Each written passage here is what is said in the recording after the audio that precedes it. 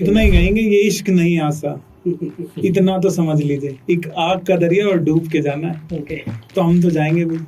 देखो सारी चीजें हैं, डेली का स्ट्रेस भी है और डेली अपॉर्चुनिटी भी है।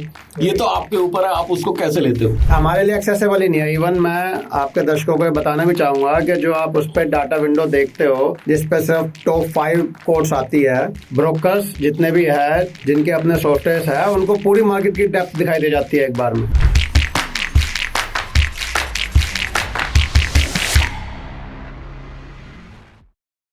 आपके तरीकों का हिस्सा हो सकता है बाइंग सेलिंग करना, साइमल्टेनियसली दोनों चीजें एक साथ करना, लेकिन पर्टिकुलर एक ही चीज पे एक दिन फोकस करना, अगले दिन दूसरी चीज पे फोकस करना, ये शायद उससे थोड़ा सा बचने की जरूरत है। बाकी तरीके लगाइए, 4 खरीदिए, 2 बेचिए, 2 खरीदिए, 4 बेचिए, दुनिया पता नहीं क्या क्या कर रही है। अवेलेबल है। तो सुनील जी, अगला क्वेश्चन मेरा आपसे है कि हमें ऑप्शन ट्रेडिंग में इंडेक्स ऑप्शंस को प्रेफर करना चाहिए या फिर स्टॉक ऑप्शंस को प्रेफर करना चाहिए? जी, इसमें दोनों बातें हैं।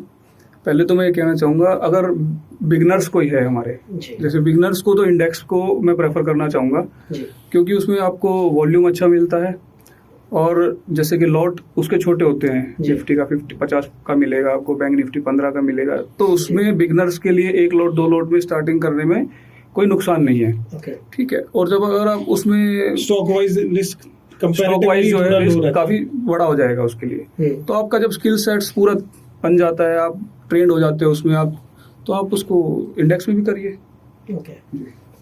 तो इसमें एक चीज ये भी है कि भाई आप जब इंडेक्स में काम करते हैं तो आपका मुकाबला किन लोगों से होता है जी। जो आपको, मतलब मेरे को ऐसा लगता है कि जितने भी बड़े सिस्टम लगे हुए हैं, जितने भी बड़े प्रोफेशनल्स लगे हुए हैं, वो सारे के सारे आपके इंडेक्स में ही लगे हुए हैं जितने भी। तो आपकी लड़ाई जो छोटे लेवल पर, आप जो छोटे कैपिटल से उनसे शुरू करते हो, आपको जाके उनसे पैसा लेके आना है। तो ये कहीं ना कहीं इंडेक्स इसलिए लगातार मुश्किल भी होता जा रहा है। AI आ रही है, हम आज की डेट में हम जैसे लोग भी उन टूल्स तक पहुंच ही नहीं पा रहे जो लोग वो यूज कर रहे हैं, और आज से नहीं बहुत सालों से यूज कर रहे हैं। बहुत इन डेप्थ डाटा होता है उनके पास। हमारे लिए एक्सेसिबल ही नहीं है। इवन मैं आपके दर्शकों को बताना भी चाहूंगा कि जो आप उस पर डाटा विंडो देखते हो जिसपे सिर्फ टॉप 5 कोड्स आती है, ब्रोकर्स जितने भी है जिनके अपने सॉफ्टवेयर है उनको पूरी मार्केट की डेप्थ दिखाई दे जाती है एक बार में। कुछ ब्रोकर्स की बड़ी भी है वो डेप्थ शायद। हाँ, अभी कुछ होना शायद 5, 6, 10 या 20 दिन शुरू करी है, लेकिन ब्रोकर को पूरी की पूरी डेप्थ दिखाई देती है A to Z कि भाई कहाँ तक वो आपके सौदे लगे हुए हैं। तो वो हमेशा एडवांटेज में रहेंगे, आप हमेशा एक डिसएडवांटेज में रहने वाले हैं। एडवांटेज तो देखिए हमेशा रहेगा। हाँ, तो आपको डेटा को कैसे इंटरप्रेट करना है ये आपको सोचना होगा। हाँ, न केवल सोचना होगा, सीखना होगा। मतलब ये मान लीजिए कि जैसा पहले बात हुई थी कि शायद आप शुरुआत तो आसानी से कर पाए, लेकिन one of the toughest task है इसमें सर्वाइव करना, इसमें बने रहना। और it is simple not easy, तो पहले भी कहा था ना। हाँ कि सिंपल है लेकिन इजी नहीं है। लेकिन उसमें बस आप ये मान के चलिए कि अगर आप, हाँ, आप अपनी सक्सेस नापना चाहते हैं कि भाई आप कितना सक्सेसफुल है इसमें, अगर आप इसमें काम करते हुए 5 साल तक टिके रह गए तो आप अपने आप को सक्सेसफुल घोषित कर सकते हैं। क्या भाई हम 5 साल से तो टिके हुए हैं, कमाया नहीं कमाया ये तो सदा ही रहेगा कि किसने कितना कमा लिया और किसने कितना खो दिया, कम ज्यादा सदा ही लगा रहेगा। जी सर, आप कुछ इसमें कमेंट करना बस चाहेंगे? इतना ही कहेंगे, ये इश्क नहीं आसा, इतना तो समझ लीजिए, एक आग का दरिया और डूब के जाना है। तो हम तो जाएंगे भाई। तो सर इसमें एक चीज़ मैं आपसे और पूछना चाहूँगा विनीत जी, कि जैसे कि अभी हम लोग देख रहे हैं कि वीकली एक्सपायरीज आ गई और हर दिन हम एक्सपायरी मना रहे होते हैं ऑप्शन ट्रेडर्स जो भी हैं। तो ये एज अ रिटेल इन्वेस्टर जो इसमें एंटर कर रहा है उसके लिए जो वीकली एक्सपायरी या डेली एक्सपायरी वाला कॉन्सेप्ट है, ये किस हद तक सही है या गलत है, इसके बारे में कुछ बताइए। नहीं, गलत सही है, सच कुछ भी नहीं है जी। और एक नीश प्लेयर के लिए जो नया नोविस ट्रेडर आ रहा है जी, उसके लिए आप समझिए निफ्टी बैंक निफ्टी पे फोकस करे तो ज्यादा अच्छा है। कंपैरेटिवली लिक्विडिटी वहाँ ठीक है जी। आप अभी सपोज अपन बात करते हैं बैंक एक्स, सेंसेक्स, जो बाकी जो एक्सपायरीज हैं, mid cap Nifty, fin Nifty, इनमें कंपैरेटिवली लिक्विडिटी कम है। उसमें रैंडम स्पाइक्स बहुत आते हैं जो कि हम लोग फेस करते हैं।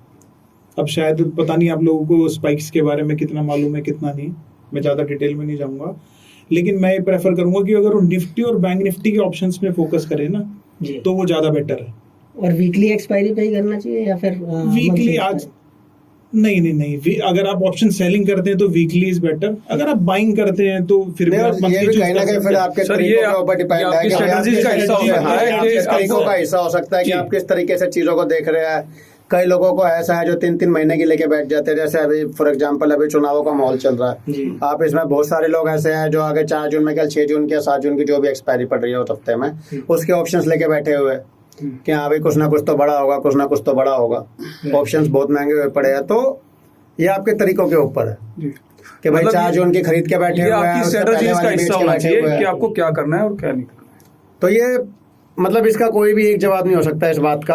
ये बहुत सारे सिचुएशंस के अकॉर्डिंग, आपके तरीकों के अकॉर्डिंग, आपकी साइकोलॉजी के अकॉर्डिंग, बहुत सारे लोग होते हैं कि भाई मेरे को तो ये ऑप्शन रखना ही रखना है हर हाल में, तो 1 महीने का ही खरीद के बैठ जाते हैं कि जीरो या हीरो। जिनका ये होता है कि नहीं जी हमारा तो कल ही मार्केट में बहुत कुछ होने वाला है, वो उनको कहीं से उनके तरीके हैं या उनके तरीके कहते हैं, तो 1 दिन का खरीद के बैठ जाते हैं। तो ये सब कुछ आपके ऊपर इस चीज़ पर डिपेंड करता है कि भाई आपको एक्सपायरी डेली करनी है नहीं करनी है। बट डेली एक्सपायरियों से जनता को फायदा हुआ चाहे नहीं हुआ ये तो नहीं कहा जा सकता कि भाई लोगों ने कितना कमाया, ज़्यादा कमाया नहीं कमाया, लेकिन एक्सचेंजेस ने बहुत कमाया। खूब वॉल्यूम हो रहा है, खूब काम निकल रहा है और सब खुश हैं। एज अ ट्रेडर आपने पहले ज़्यादा कमाया था जब वीकली एक्सपायरी नहीं थी, या आपको क्या लगता है वो मार्केट ज़्यादा अच्छी थी या ये मार्केट ज़्यादा अच्छी है? सर देखो, अगर आप मनी वाइज बात करोगे तो अभी तो कुछ भी कहना मुश्किल है कि भाई कौन सी बढ़िया थी। लेकिन हाँ, अब जो माहौल हो गया, अब स्ट्रेस वाइज बात करोगे तो स्ट्रेस तो भगवान की दया से इतना हो गया कि थोड़ा सा मांगा था दिल खोल के मिल रहा है। मतलब मेरे को लगता है कि ऐसी पुकार है जो बहुत बढ़िया से सुनी गई है। अच्छा। पहले अभी हफ्ते में कंपटीशन काफी ज्यादा है। पहले हफ्ते में एक ही दिन परेशान होते थे कि यार अब क्या होगा, एक्सपायरी आ गई। लेकिन अब तो बस ये है कि शुक्रवार खत्म हुआ तो सोमवार को तैयार बैठे हैं, सोम खत्म हो गया तो मंगल को, फिर मंगल को क्या होगा, फिर निफ्टी खत्म हुई तो बैंक निफ्टी को देखने लग गए, बैंक निफ्टी खत्म हुई तो निफ्टी को देखने लग गए, ये सब खत्म हुआ तो सेंसेक्स को देखने लग गए। मतलब डे लाइट में स्ट्रेस है। मतलब स्ट्रेस, जैसे डे ऑफ होता है वैसे स्ट्रेस करता है। जी स्ट्रेस ही स्ट्रेस है। जी सर, सुनील जी बताइए, अगर आपको क्या लगता है जो सर का व्यू है वो ठीक है वीकली ऑप्शन और डेली ऑप्शंस पे? नहीं ठीक है सर का व्यूज़ तो बिल्कुल ठीक है, इनके व्यूज़ तो वैसे गलत नहीं हो सकते। बाकी स्ट्रेसफुल जॉब हो गई है ये इन्होंने बिल्कुल ठीक कहा जी। है। अब पहले 1 दिन का स्ट्रेस था, अब 5 दिन का स्ट्रेस है, लेकिन उससे ऐसे डरने की कोई जरूरत नहीं है, वो भी एक काम का सर part है। थोड़ा बहुत डरने की जरूरत है। देखो स्ट्रेस क्या है, दिमाग की तरह होती है, धीरे धीरे आपके शरीर को खाती चली जाएगी। वो जैसे लकड़ी को दिमाग खाती चली जाती है, लकड़ी ऊपर से चकाचक दिखाई देती है, बढ़िया दिखाई देती है, जब तक पूरी तरह इतनी कमजोर ना हो जाएगी हवा के झोंके से ही खुद की खुद ढह जाए। तो ऐसे ही हमारे जीवन का स्ट्रेस है। नहीं, इसी चीज के लिए हमें अपनी साइकोलॉजी इंप्रूव करने की जरूरत है। हाँ सर, वही है, साइकोलॉजी भी जो इम्प्रूव होएगी। ये स्ट्रेस तो मिलेगा बट हमें ना लेना सीखना है। हाँ, ये कि stress ऑटोमेटिक कैसे आएगा। ना लें। हाँ, ये ऑटोमेटिक आएगा, आप चाह के भी कोई भी आदमी इससे बच अगर नहीं आपका सकता। पोजीशन साइज ठीक है ना तो स्ट्रेस भी उतना ही कम होगा। अगर स्ट्रेस ज्यादा है इट मींस आप you are on a wrong position size. अगर टेक्निकल टर्म्स में हम देखें तो भाई आपको इतनी पोजीशन बनानी है जितने में आपको ये हो कि आपका एक बुरा दिन है तो आप उस पे ये ना हो कि भाई शाम को आके हिल गए कि अब क्या करें कि ये तो मतलब इस लेवल का भी नहीं करना। थोड़ा थोड़ा कीजिए, धीरे धीरे कीजिए, और जैसे पहली बात हुई थी कि भाई जर्नी का मजा लीजिए। देखो सारी चीजें हैं, डेली का स्ट्रेस भी है और डेली अपॉर्चुनिटी भी है। ये तो आपके ऊपर है, आप उसको कैसे लेते हो। राइट, बिल्कुल ये बात आप लॉस लेने के लिए बैठे हो या प्रॉफिट लेने के लिए बैठे हो, बैठे ये तो आपके प्रॉफिट ऊपर है। लेने के लिए है, लेकिन हम सहमत है, नीरज जी की बात से सहमत है। नहीं पूर्णतः सहमत है जी इस बात से कि भाई अगर स्ट्रेस है तो अपॉर्चुनिटी भी है। जाहिर सी बात है, हर नेगेटिव चीज के साथ एक पॉजिटिव चीज आती है, पॉजिटिव के साथ नेगेटिव भी आती है। जी सर, अभिषेक जी आप कुछ ऐड ऑन करना चाहेंगे?